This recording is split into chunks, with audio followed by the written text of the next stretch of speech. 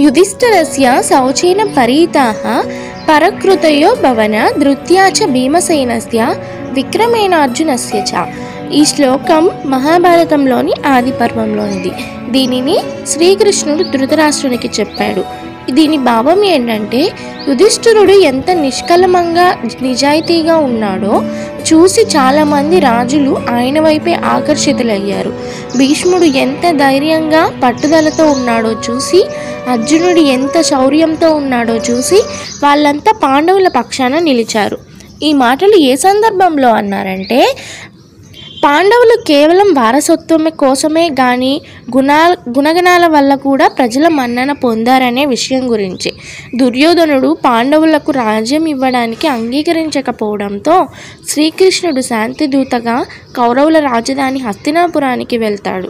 అక్కడ ధృతరాష్ట్రుని, భీష్ముడు, ద్రోణాచార్యుడు, కర్ణుడు, శకుని, దుర్యోధనుడు, ఇతర కౌరవుల సమక్షంలో కృష్ణుడు పాండవుల ప్రాముఖ్యతను వివరించాడు.